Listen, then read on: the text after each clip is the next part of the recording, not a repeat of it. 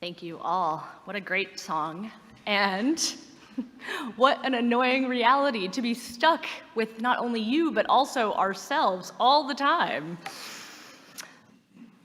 I last saw your senior minister, the Reverend Jennifer Nordstrom, when we gathered with the senior ministers of large Unitarian Universalist congregations in Los Angeles just about a month ago. She had just begun her sabbatical, and I was delighted to see her, but I was delighted to be in Los Angeles, where I am from, because it was the first time I was seeing my family since pandemic. And, well, it had been a few years, but among the things that I wanted to make sure that I did there in Los Angeles was have a conversation with my mother about not something I had been waiting to talk with her about for years, but for decades. I apologized to her for when I was in 7th grade and I came home and loudly announced that the Civil War was not about slavery, but about states' rights. I know now that that is a racist project and rhetoric that was shoved into me by my 7th grade history teacher in otherwise progressive Los Angeles, but I was 13 and I was dead sure that I was right and my mother was wrong about everything. She reminded me when I apologized, and she said she didn't remember because, quite frankly, I was kind of a jerk all the time.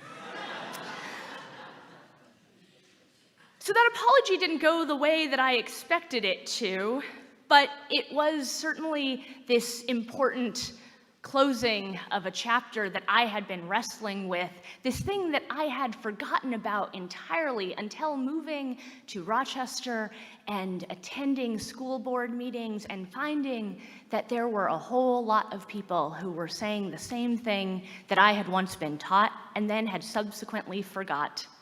The clarity in their voices matched the clarity of my 13-year-old self. And though there are parts of me that want to say, as my mother did, well, you're kind of a jerk all the time, that's not helpful.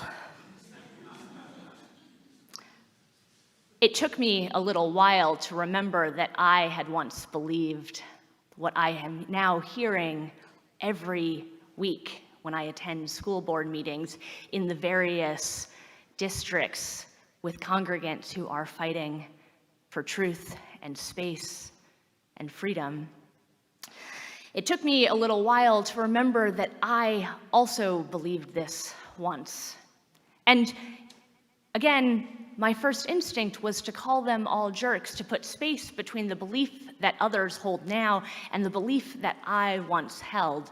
To be exposed, to be vulnerable in this way is not something I was interested in.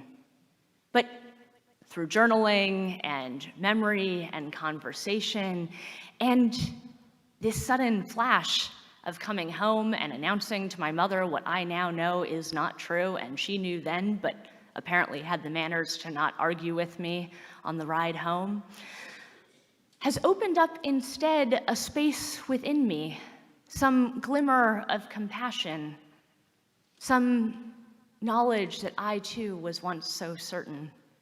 And I am certain now about other things. Surely.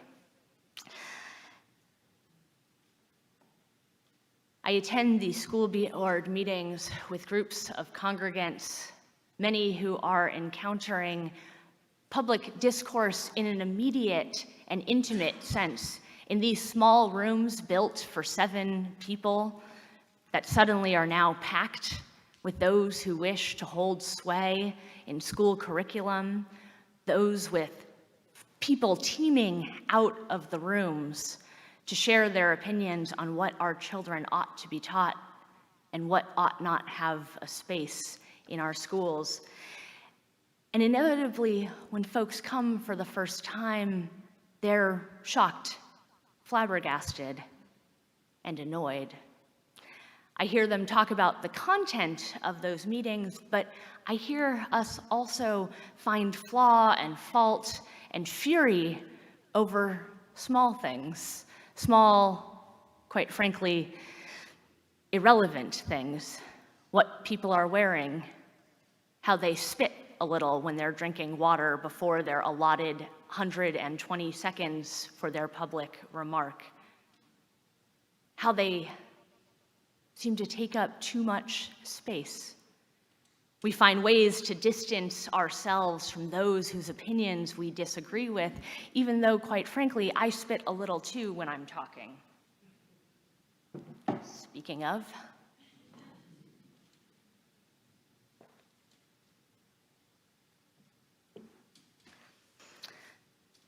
the poet Andrea Gibson, they claim to want to be friends only with those who can picnic with their rubble, who can come to terms with all the bad choices that they have made in their past selves, who might know the very worst parts of them, and yet still want to come share a meal.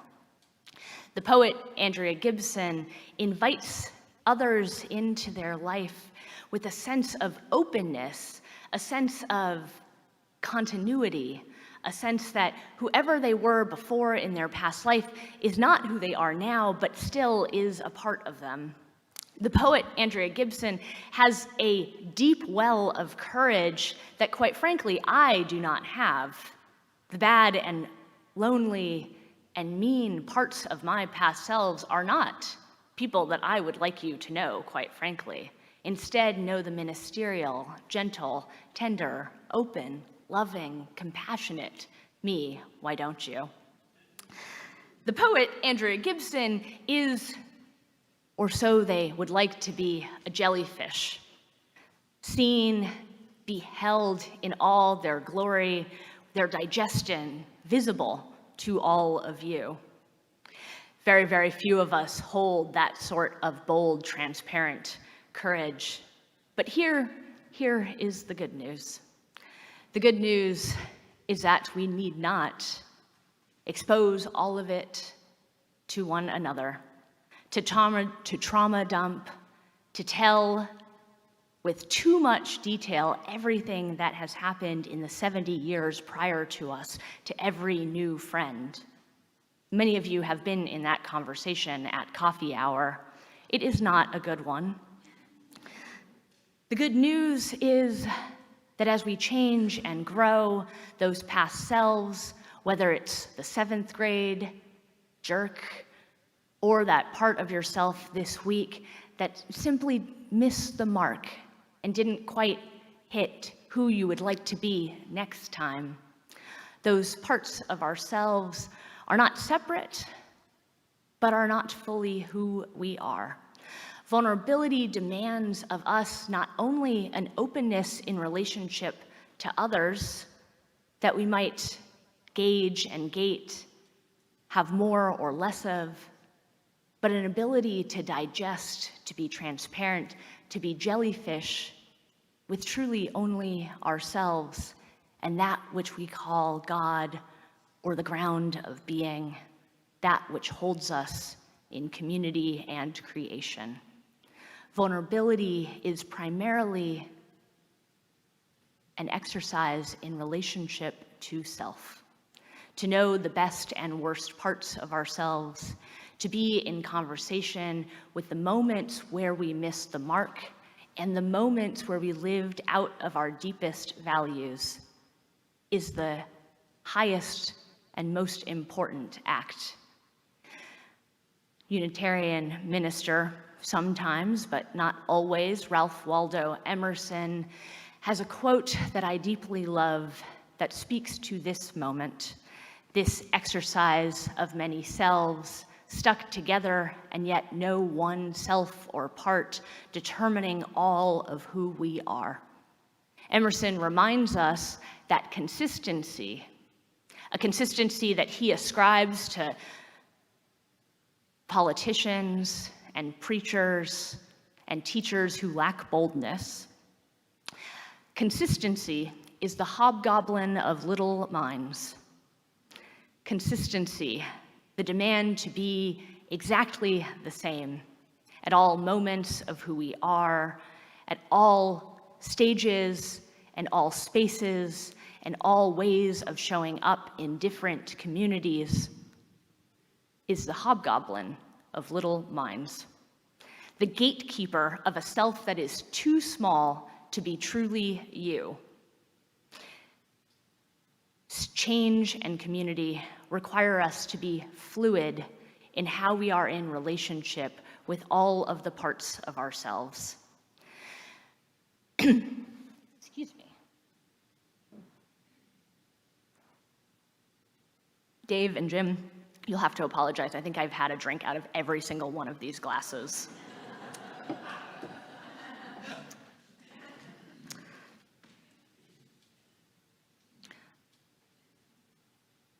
The consistency that we might free ourselves from allows us to create space within ourselves and our communities for experimentation and freedom. The trans poet Alok takes a different tactic than trans poet who we heard from earlier, Andrea Gibson, on comments on social media. Like many people subject to public opinion and online trolling, Andrea Gibson chooses to protect their time and energy by not engaging with most comments. The poet Alok takes a different tactic.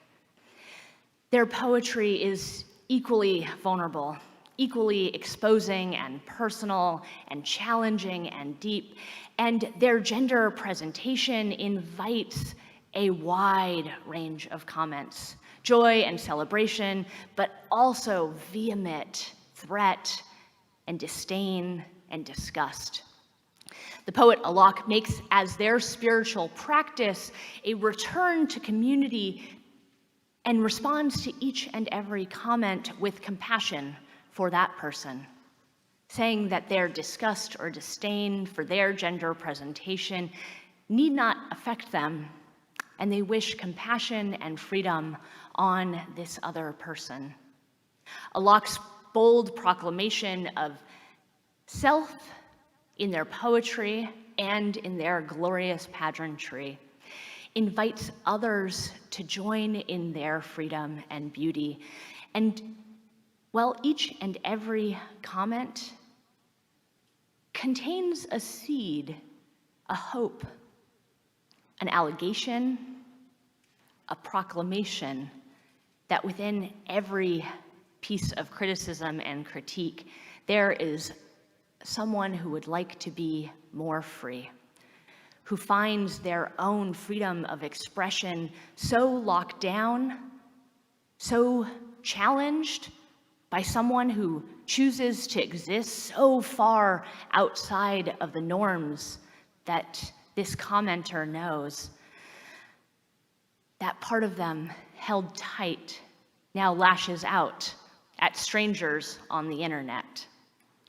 Now, I will admit I sometimes have difficulty believing Alok. I don't believe that every homophobe on the internet is a closeted queer. I don't believe that every bigot is actually a rainbow. I don't believe that all of us who don't like something desperately want to do that very thing in our own selves. Not all of the time. But I do believe some of the time it is true. I do believe that the things that annoy me most about the people closest to me are the things that remind me of myself, or that I worry will expose the parts of myself that I have left behind.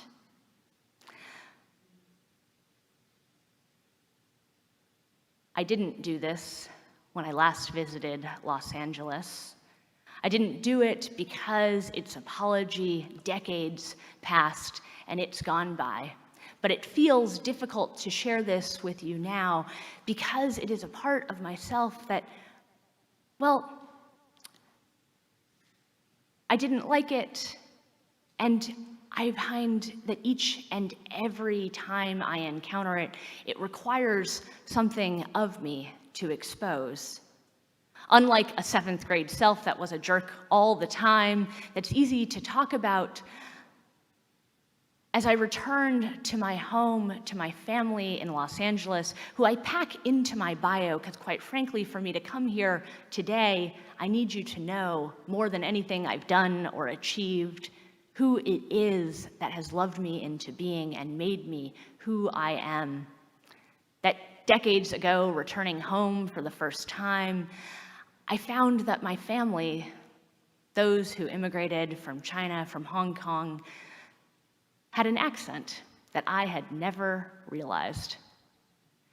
My grandparents and my father, my aunts and my uncles, to varying degrees, all spoke in a way that, well, having been separated from them for a year when I first went off to college, I was unaccustomed to. I found returning home that I wouldn't say anything, but I found it grating, wondering if suddenly I had an accent and had never known. Wondering still if I speak in a way that exposes me as other or different. I thought this was something years past, and I have compassion for both that self who worried and was judgmental, who worried and felt exposed, felt compassion and love for that sense of being. And then suddenly, this past week, I had a community leader, while introducing me at an event, talk about how they have never heard such wisdom with a lisp. And so I've spent the last week asking everyone I know, do I have a lisp? Is there something about the way that I speak that I didn't realize or didn't know? I'm seeing some of you shake your head just to reassure me, and I have to admit, it does reassure me, and I'm grateful for that. But what I discovered was that this person was probably reusing a bio that they had used somewhere else and simply forgot or didn't know me very well, or quite frankly, I have a small gap in my front teeth and probably my essays get a little wispy at times. It's hard to know. It doesn't really matter. But it hooked something within me that was old and delicate. It hooked something within me that I thought I had put to bed, that I didn't worry about anymore, that I love very deeply and have compassion for. This spiritual practice of looking back at past selves and knowing even the petty and the mean parts, those that do not define us, they live with us still. That spiritual practice doesn't go away, no matter how much therapy or church or singing in community you have done. It is an ongoing effort, an ongoing practice of vulnerability to be in relationship with not only others, but also ourselves. Here in community, we have a place of practice, a place to test the ways in which we would like to be more open and free with one another, a group of people, a pod, a person, to ask questions, not only because they need to possess the answer, but merely to create space for ourselves, for that which lies within us, unresolved and always unfolding. Here in community, I invite you to be vulnerable, not in sharing your whole life story at coffee hour, though maybe something, one thing of yourself, but also to invite you to come into this place, this sacred hour again and again, knowing that the who you are this week need not define the following week, but it does invite you into relationship so that you might return again and again to the day with new knowledge and fresh sense of connection. Come, let us be vulnerable with ourselves, held by the earth, loving and ever growing. Amen, and may it be so.